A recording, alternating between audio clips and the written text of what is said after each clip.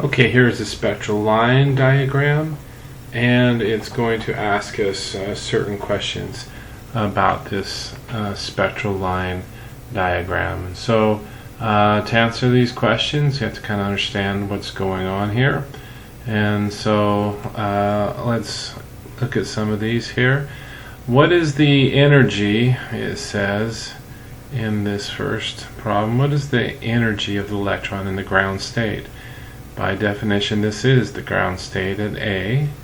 And so if I look at the lines right, then the energy of the electron in the ground state is going to be 150 zeptojoules. Zeptojoule in 1 joule, there are 10 to the 21st zeptojoules. So that's the conversion factor right there.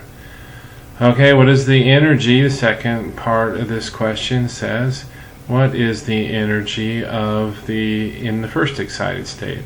Well, the first excited state is going to be right here, and we can see that that energy is going to be 600 zeptojoules. Okay, if the electron makes the transition shown by the red arrow from B to C, so going from here to here, is that being absorbed or emitted? Well, the energy is going up. Okay, that electron can only gain that energy if it is absorbing the light. Okay, it's absorbing that type of energy. So I'm going to get a little thicker pen here. And so this is going to be an absorption.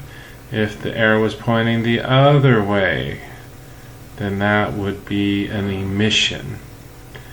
Okay, so it says now for the last one, calculate the wavelength of the photon that would be absorbed or emitted going from B to C.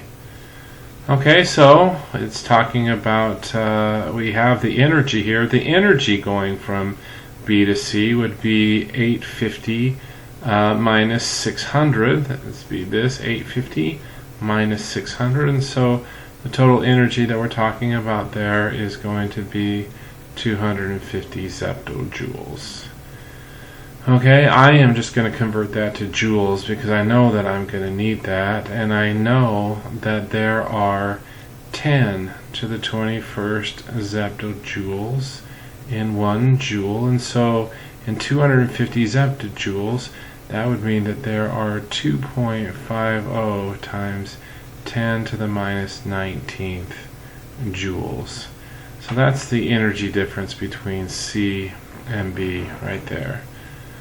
Okay, so I have some equations that I can deal with. I know that energy equals Planck's constant times the frequency, which can also equal Planck's constant times the speed of light divided by the wavelength. Okay, so it's asking me for the wavelength here in this problem. There's the wavelength. And so I can then use the second equation, that is, energy equals Planck's constant times the speed of light divided by the wavelength. I have energy, I just calculated the energy right here. Planck's constant is a constant, and I know it. The speed of light's a constant, and I know that. So the only thing I don't know is the wavelength. I'm just going to rearrange algebraic this equation algebraically, and so lambda is going to equal Planck's constant times the speed of light divided by the energy. I'm just going to plug in some numbers now. That h equals 6.626 times 10 to the minus 34th joule seconds, and that's going to be times the speed of light, which equals or times 3.00 times 10 to the 8th meters per second, and I'm going to divide this by this energy that I calculated here, which is 2.50 times 10 to the minus 19th joules. So it's just plugging in values that I have either looked up right here or just quickly calculated looking at that chart. And so lambda then is going to equal 7.9512 times 10 to the minus 7th meters. Okay, so it actually wants the answer in nanometers, and so let's throw that in there. I know that in 1 meter there are 10 to the 9th nanometers, and so my answer here now is going to be 795 nanometers.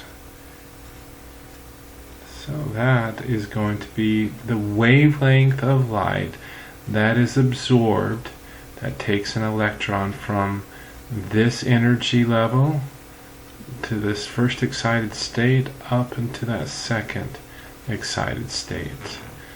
Okay, that's got the right number of sig figs. So again, the only semi-tricky thing here, it's not even tricky, is to understand that the energy we're talking about is the energy between the first and second excited states, and then converting the zeptojoules into joules, and then using my equations that we're starting to become more familiar with.